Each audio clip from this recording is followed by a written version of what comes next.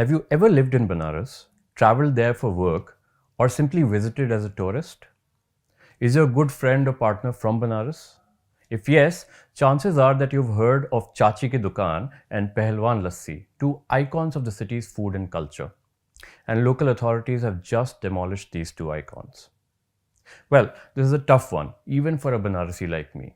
Because it's not about just nostalgia or having lost hole in the wall eateries that become institutions. Today, Banaras is choking.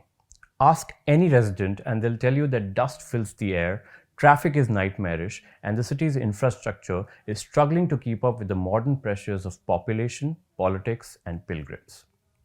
Today's video is about how these eateries added to culture, how the identity of Banaras is evolving, and the price we may have to pay for modernizing one of the oldest living cities in the world. What you will remember 10 years from now will be the wide roads and growing infrastructure that necessitate the demolitions.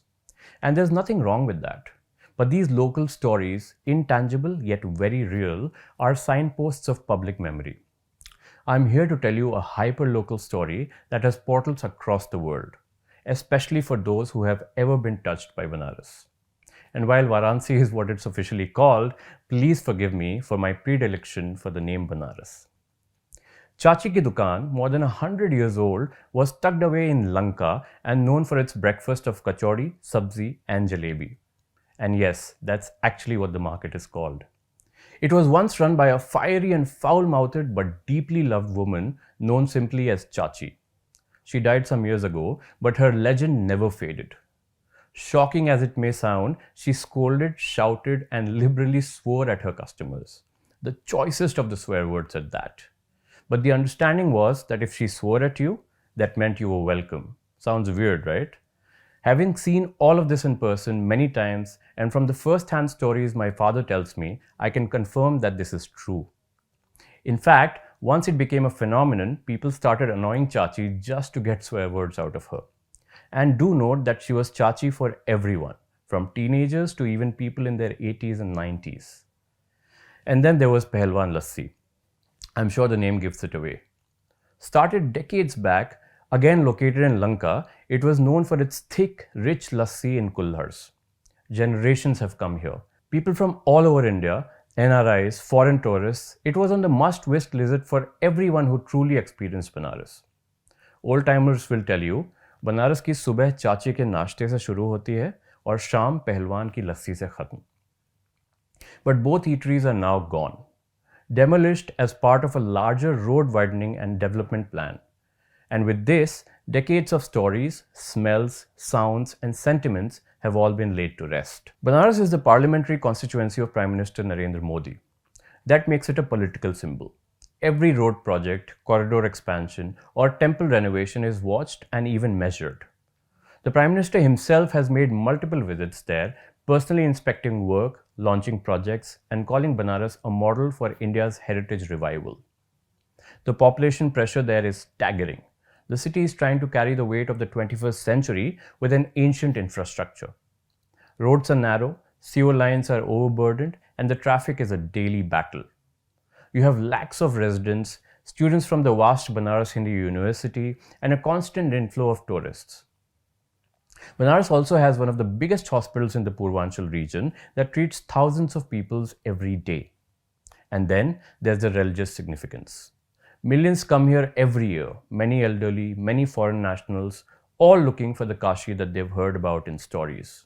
But what they're increasingly meeting instead is construction dust, dug-up roads, heavy vehicles blocking traffic, and long detours around half-completed projects.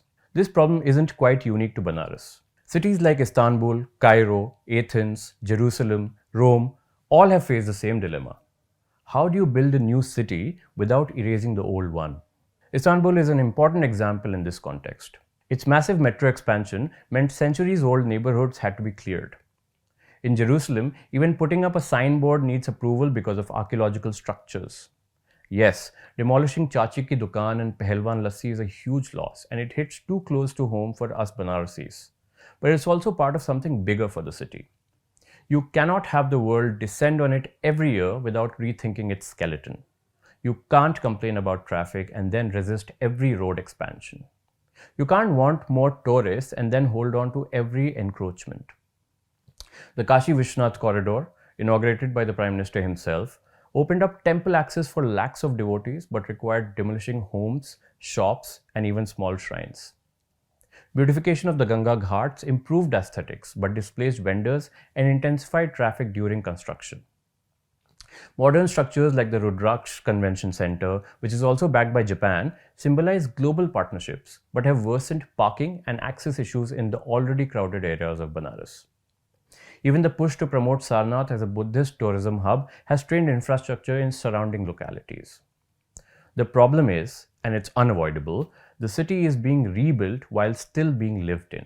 Yes, demolitions like those of Chachi Ki Dukan and Pehalwan Lassi are very painful. But without tough choices, Banaras can't survive the weight of its own legend. People within Banaras are divided and even confused on how to feel about this. Many say that we need smoother roads and better public spaces. As a friend who lives there put it, of late, dust, smoke, and incessant honking have become Banarasi culture.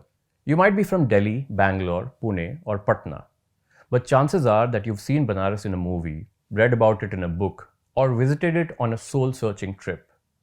We often talk about India's soft power.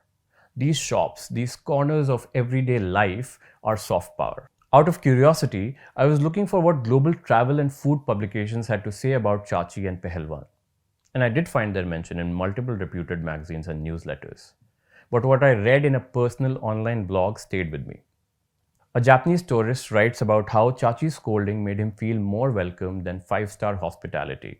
The challenge now is to ensure that when such iconic places are lost, they're not forgotten, that their stories are at least archived, and importantly, that their spirit is possibly relocated, not erased completely. This isn't just a Banaras issue.